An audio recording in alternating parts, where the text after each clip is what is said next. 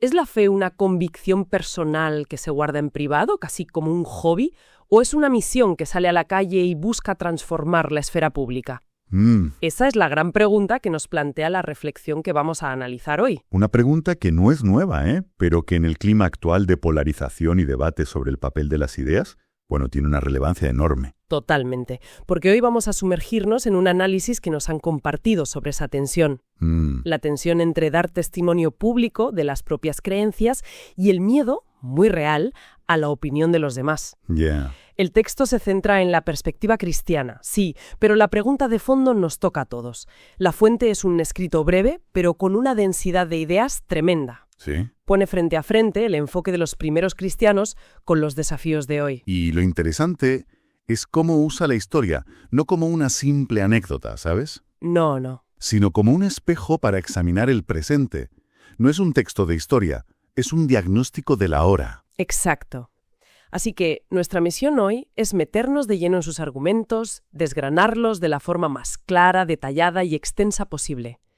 Queremos entender la lógica histórica que presenta, los retos que plantea para los creyentes hoy y la llamada a la acción que propone. Yo añadiría que el texto, en el fondo, no es solo una reflexión histórica o teológica. Es que es un desafío a la idea de la neutralidad. ¿A qué te refieres? Pues que plantea una disyuntiva muy actual sobre el papel de cualquier convicción fuerte en una sociedad plural. O influyes o eres influido. No parece haber un término medio para el autor. Qué buen punto de partida. Pues, si te parece, empecemos por ese espejo, por el modelo histórico que el texto propone. Correcto. El texto insiste mucho en eso, en que no fue un movimiento que buscara pasar desapercibido. Más bien todo lo contrario. Totalmente. Su visibilidad era su motor de crecimiento. Hay una frase que me parece que es el corazón de esta primera parte. A ver, cito. Jamás concibieron la fe como un refugio emocional, ni como un hábito privado. La entendieron como una misión. La palabra misión aquí es fundamental. Pero, ¿qué implicaba eso en la práctica? Porque suena muy bien, pero en el día a día debió de ser increíblemente difícil. Pues, a ver, según el texto, implicaba una jerarquía de valores completamente distinta. La autopreservación, la comodidad, la aceptación social, eso no era la prioridad número uno. ¿No estaba en el top? Para nada. El documento es muy claro en esto. Si hubieran tenido miedo al rechazo, si hubieran puesto su seguridad personal por encima del mensaje, ese mensaje se habría ahogado. Se habría extinguido. Se habría quedado como una pequeña secta irrelevante. La misión era, por tanto, un acto de proclamación radical, no de autoprotección. O sea que para el autor, la supervivencia misma de la idea dependía de su exposición pública, por muy arriesgada que... Exactamente. Es una paradoja total. Sí. Para sobrevivir, tenían que arriesgarse a desaparecer. Qué fuerte. Y el texto va más allá de la simple supervivencia, Describe las consecuencias a gran escala de esa actitud. ¿Qué consecuencias? Afirma que su convicción modificó prácticas sociales, desarraigó idolatrías profundamente instaladas. Y aquí es donde se pone interesante, porque no lo presenta como un simple cambio de opinión. No. Lo describe casi como una fuerza de ingeniería social. Vaya, ingeniería social suena un poco fuerte. Quizás la palabra es fuerte, sí, pero me refiero a que el autor no lo limita a un cambio espiritual individual. ¿Me explico? Sí, te sigo. Habla de una transformación cultural, ética y social.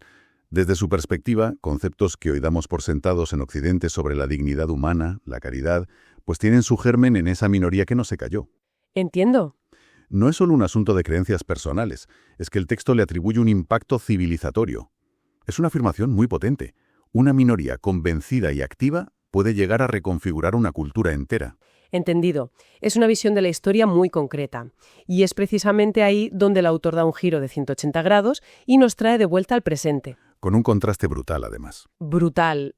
La advertencia que lanza es muy directa. Dice, vivimos en una sociedad que entrena a las personas desde la infancia en determinadas ideologías, valores y visiones del mundo. Una afirmación que, independientemente de si se comparte o no, es el eje de la segunda parte de su argumento. Desde luego. El texto describe la cultura contemporánea no como un espacio neutro, sino como un ecosistema formativo muy activo. Muy activo, sí. Y a partir de ahí advierte que es imprudente, incluso negligente, que los creyentes permanezcan pasivos ante esta influencia constante. Una influencia que, según él, se ejerce desde la educación, los medios, la cultura popular. La palabra clave aquí es pasivos. ¿Qué entiende el texto por pasividad? ¿Es simplemente no hablar? Creo que va mucho más allá. A ver, analizar esa pasividad es crucial. Vale. No se trata solo del silencio individual. La implicación que se extrae del texto es que la pasividad es una forma de consentimiento. De consentimiento. Sí. Es permitir que la mente y el corazón de las nuevas generaciones sean formados exclusivamente por otras corrientes de pensamiento, sin ofrecer una alternativa articulada y visible. Es una cesión voluntaria de la influencia.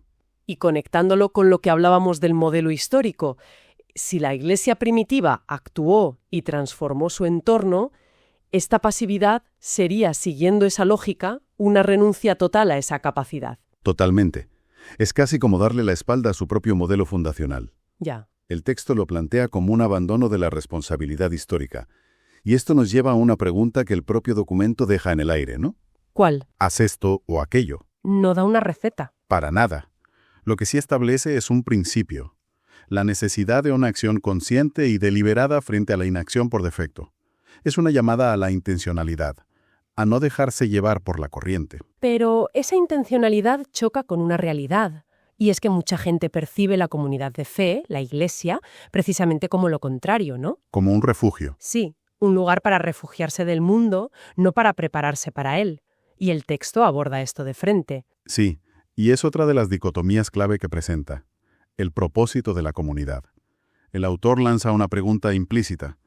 ¿La Iglesia es un búnker o un cuartel general? Un refugio o un centro de envío. Justo. Cito directamente porque la frase es muy gráfica. La congregación es un lugar de encuentro, enseñanza, restauración y envío, no un muro para evitar el contacto con la realidad. La idea del muro es muy potente. Muchísimo. Y la remata con otra frase que es una auténtica bomba. De nada sirve recibir doctrinas si nunca se convierte en vida práctica. Es que eso es. Conecta de lleno con la idea de encarnar la fe, de no dejarla en el plano de las ideas bonitas. Profundicemos en ese concepto de envío, porque es el eje de esta sección. Venga. Desde la perspectiva del texto, la comunidad de fe no es el destino final. No es un club social donde uno se aísla con gente que piensa igual para sentirse a gusto. Es más bien un campamento base, por así decirlo. O, por usar una analogía más moderna, es como los boxes en una carrera de Fórmula 1. Qué buena analogía. Entras para repostar, cambiar neumáticos, recibir instrucciones y volver a salir a la pista a competir. El objetivo no es quedarse en boxes. Me gusta. Y el texto especifica para qué se prepara a la gente en esos boxes, ¿no? Para qué se les equipa. Sí, y es muy específico. Dice que se les prepara para hacer luz en su entorno, capaces de enfrentar intelectual, espiritualmente y éticamente los desafíos del mundo contemporáneo. ¡Ojo! Lo que me parece fascinante aquí es que describe una preparación integral. Totalmente. No es solo espiritual, no se trata solo de saberse los textos sagrados o de tener experiencias místicas. Incluye lo intelectual y lo ético. Es decir, la capacidad de argumentar, de dialogar con la cultura, de presentar una postura razonada sobre los grandes temas. Eso es. No se trata de imponer, sino de proponer de forma inteligente. Exacto. Sugiere un compromiso con la realidad en todas sus facetas. No se trata de una fe que le da la espalda al mundo, sino de una que se prepara a conciencia para interactuar con él. Para comprenderlo y ofrecer su perspectiva. De manera coherente y articulada, sí. La Iglesia, en esta visión, no es una fortaleza para resistir un asedio.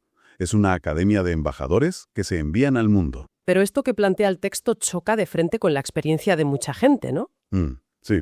¿Cómo se reconcilia esta idea tan dinámica de academia de embajadores con la percepción, a veces justificada, de que muchas comunidades son más bien cerradas y centradas en sí mismas? Es una tensión real, y aunque el texto no aborda esa crítica directamente, sí la implica. ¿Cómo? Al proponer este modelo ideal, está, por definición, criticando cualquier modelo que se aleje de él.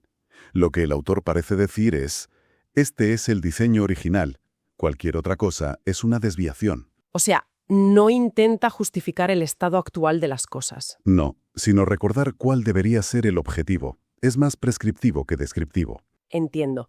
Es un ideal al que aspirar. Vale, entonces hemos visto el modelo histórico de valentía, el desafío contemporáneo de la pasividad y la idea de la comunidad como centro de envío. Exacto. Esto nos lleva a la conclusión lógica, a la llamada a la acción. El texto culmina con una pregunta que lo resume todo. ¿Qué ocurrirá si los cristianos actuales se dejan paralizar por el miedo a ser criticados, juzgados o malinterpretados? Una pregunta retórica, pero que apunta al que, según el autor, es el principal enemigo interno, el miedo. No la oposición externa, sino la parálisis interna. Justo. Desde luego. Y la respuesta que ofrece basándose en la historia es que ese miedo es el mayor obstáculo y, por el contrario, afirma que el testimonio firme de una minoría fiel puede producir cambios impensables. Vuelve a la idea de que un grupo pequeño pero convencido y valiente puede tener un impacto desproporcionado. Sí. Y aquí es donde el texto define de manera muy concreta qué entiende por misión cristiana en la práctica. A ver. No es una lista de tareas, ir a reuniones, leer, donar dinero. Eso para el autor son medios, no el fin. Vale. La verdadera misión, dice, es encarnar el Evangelio en la vida diaria. La palabra encarnar otra vez es que es clave en todo el texto, ¿eh? Es que lo es todo. No es pensar el Evangelio, ni sentir el Evangelio. Es encarnarlo, llevarlo puesto en las acciones, en las decisiones, en cómo tratas a la gente en el día a día. Precisamente. Y conecta con la idea que mencionaba antes de los primeros discípulos, y lo que el texto llama una batalla espiritual y cultural. Sí. Pero es interesante el matiz que añade. No habla de una lucha agresiva o de una cruzada impositiva. No. ¿Entonces? Dice que es una batalla que se libra con humildad, valentía y verdad. Es una combinación muy delicada de firmeza en la convicción y suavidad en la forma. Humildad, valentía y verdad. El texto lo resume en una secuencia. No huyeron, avanzaron. No callaron, anunciaron. Esa es la dinámica que propone como modelo. Y el cierre del texto es básicamente una llamada a la continuidad histórica, a recoger ese testigo. Sí, la frase final es un cierre perfecto para su argumento circular. La idea es que la Iglesia no crece por inercia, sino cuando sus miembros viven con la misma pasión, claridad y valentía que sus predecesores. Confiando en la misma fuerza. Exacto. Conecta el presente directamente con ese modelo histórico inicial. La responsabilidad, según este texto, es generacional. No se puede vivir de las rentas del pasado. De acuerdo. Creo que lo hemos cubierto todo.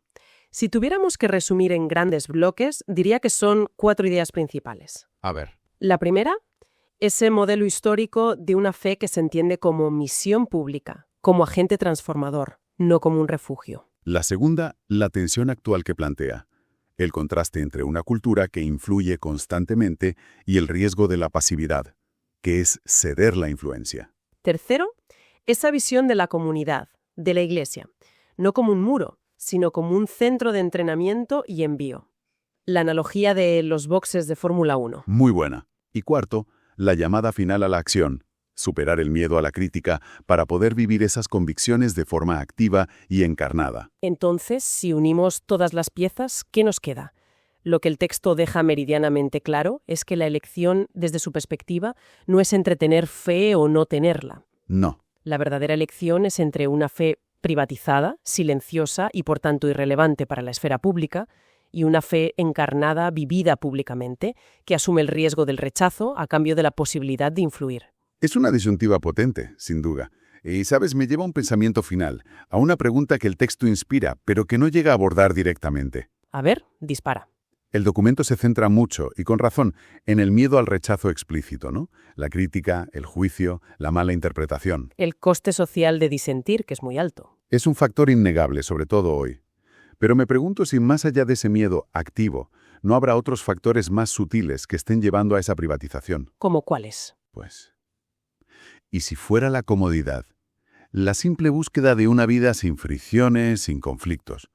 O incluso la sobrecarga de información, el agotamiento mental que todos sufrimos. Quizás el principal anestésico de las convicciones hoy no es tanto el miedo a la crítica, sino el deseo abrumador de tener una existencia tranquila y sin complicaciones. ¡Qué buen punto! A lo mejor el gran enemigo de la misión no es la persecución, sino simplemente el confort. Muchísimas gracias por acompañarnos hoy. Nos vemos en el próximo episodio. Gracias, hasta pronto.